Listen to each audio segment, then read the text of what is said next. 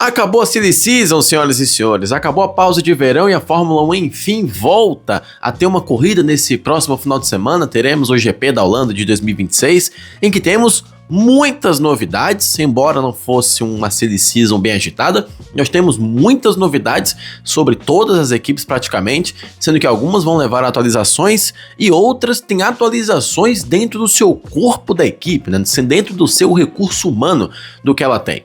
Pois bem, hoje eu tô aqui para te resumir tudo o que aconteceu nessa pausa de verão, para você que, digamos, não tava com muita paciência para ficar escutando as mesmas notícias de sempre.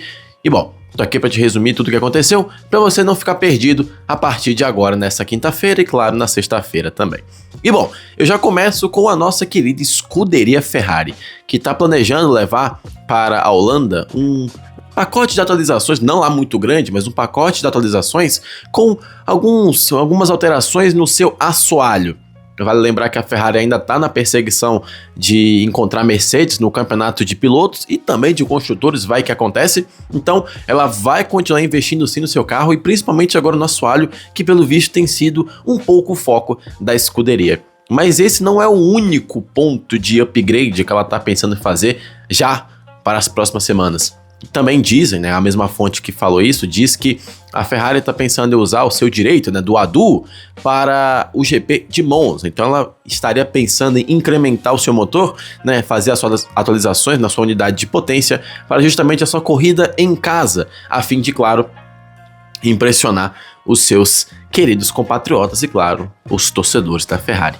Sobre isso, o que eu tenho para dizer para vocês é: pela primeira vez em muito tempo, embora o pessoal continue falando que a Ferrari ela faz muito erro, ela erra bastante, ela está fazendo uma temporada bem consistente e, no caso, até lúcida, porque ela está planejando certinho onde ela tem que usar as atualizações, está fazendo tudo de maneira bem estratégica, seguindo o calendário. Eu estou vendo raramente a Ferrari errar.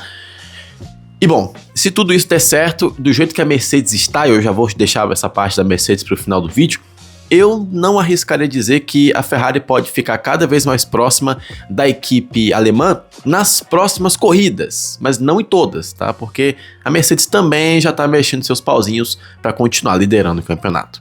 Bom, ainda falando de carro com motor Mercedes, agora mudando para a McLaren, ela também tá pensando em levar atualizações para o GP da Holanda. Ainda não foi confirmado porque a gente ainda não viu, mas também, pelo que falam, a mesma fonte que falou que a Ferrari está pensando em atualizar o seu assoalho, a McLaren também está pensando em fazer isso, que junto com as atualizações que ela fez, né, as melhorias que ela fez lá na Hungria, onde ela venceu a primeira corrida da temporada, no caso da primeira corrida da McLaren, ela também está pensando em levar essas melhorias para Zandvoort, que é uma pista um pouquinho travada. Então, por exemplo, se a McLaren conseguir a pole position, dificilmente vai perder num circuito como é Zandvoort.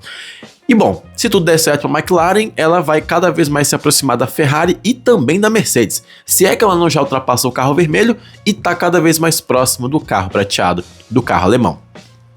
E bom, seria bem interessante para o campeonato, inclusive, a McLaren pegar gosto, porque aí seria mais um integrante no meio daquela bagunça da briga pelo título. Claro que os pilotos da Laranjinha estão bem longe, inclusive, e eu acho que só um problema de confiabilidade na Ferrari e na McLaren faria, por exemplo, na verdade, problema de confiabilidade na Mercedes e na Ferrari faria a McLaren chegar para disputar o título, mais ou menos.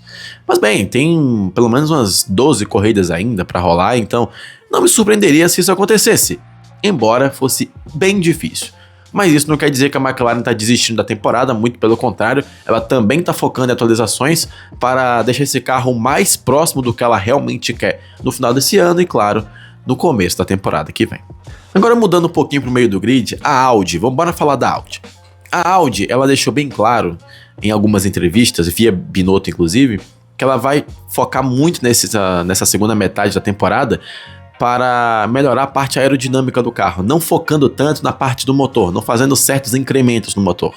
De acordo com as últimas notícias que estão saindo, a Audi vai usar essa segunda metade da temporada para deixar o carro aerodinamicamente ao jeito que ela quer, ou seja, uma aerodinâmica muito mais eficiente do que começou no começo da temporada, mas deixando a parte do motor para 2027 e assim ela ter um conjunto mais completo e ter todo o tempo do mundo entre uma temporada e outra para fazer essas alterações na sua unidade de potência.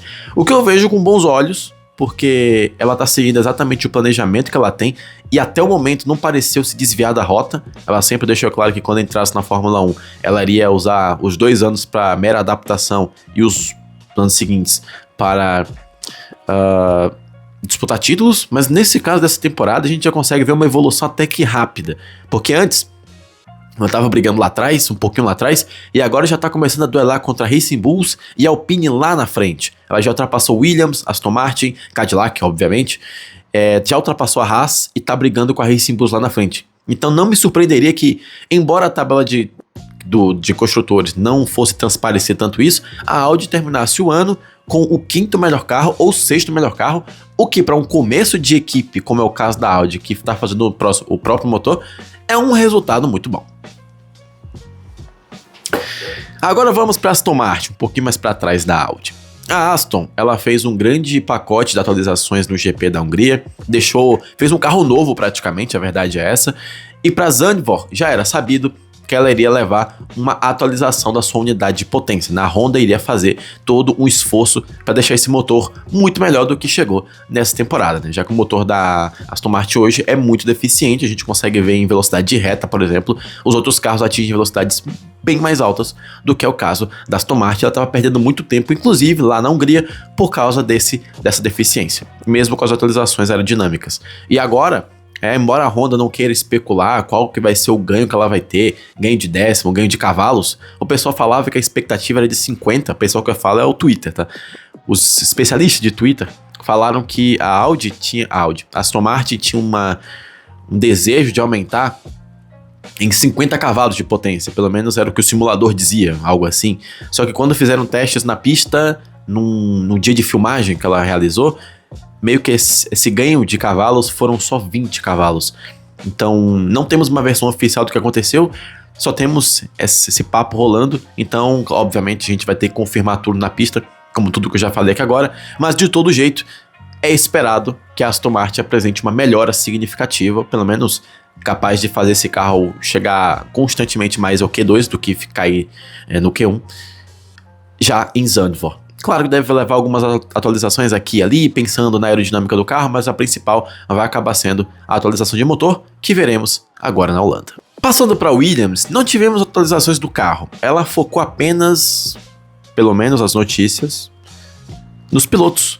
Carlos Sainz e Alexander Albon continuarão como pilotos da equipe para a temporada 2027. Falam até que foram acordos de múltiplos anos, mas não disseram que seria para 2028 ou 2029. Apenas disseram que era um contrato plurianual. Então deve ser algo como 1 ano de renovação, mais 1 de opção, né? 1 mais 1.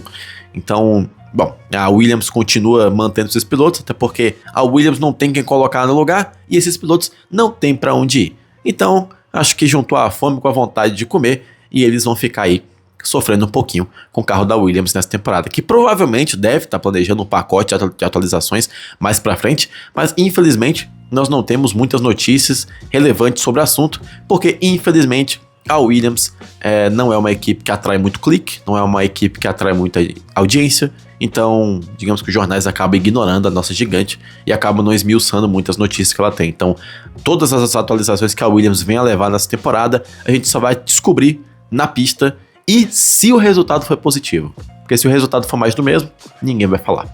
Ao contrário, por exemplo, do que aconteceu com a Red Bull, que não temos notícias de fato que ela vai levar algum tipo de atualização para Zandvoort, vai levar apenas, pelo menos por enquanto, o Verstappen e a força da amizade, e também um piloto, entre aspas, novo na dupla da equipe principal, já que Verstappen vai correr com Lawson no GP da Holanda, uma vez que o Hadjar conseguiu quebrar o punho, não é pulso, tá? É punho. Não tem como você quebrar o pulso. Se quebrar o pulso, você morre.